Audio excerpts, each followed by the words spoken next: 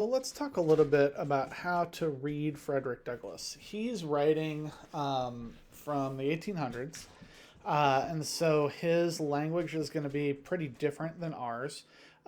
He's also, despite learning to read at a late age, being deprived of education in a lot of different ways, the way in which he was educated certainly seems that he learned how to write very much in the style of the times, which is a lot of vocabulary that we might not understand, and a lot of phrasing that might take us a couple reads to really understand. So we want to be kind of aware of that.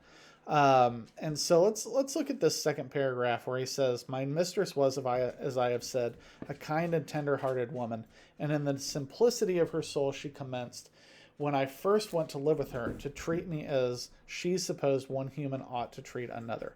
So this is a very long and complicated sentence, basically saying, when I was moved to this territory, I came under the ownership of this woman who was too nice to treat me like a slave and treated me like a normal person.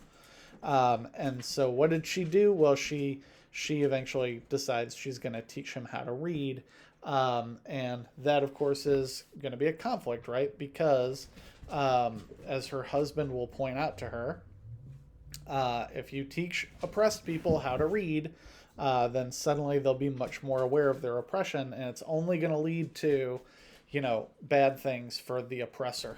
And so this is part of his message, right? So if I want to pick apart why these things are important, why is it important to Frederick Douglass that he reads, then I want to be combing through this, looking specifically for those parts of where he talks about the influence of reading and what it did to him. There's a good section here when he says when he finally succeeds to read, and the difference between where he starts out in this place and where he ends. So it might take you a little bit. And again, don't be afraid to have that dictionary app ready to go. There's I was thinking of the word chattel earlier, would be a challenging word. So what do I have to do? All you have to do is look up chattel. And there's your dictionary definition. So be sure that you're doing those little things as you're reading. Kind of take notes to yourself. What's significant about this? Again, look at the activity questions, which are really quote heavy. That's what I want you to do with this activity, is pull a lot of quotes.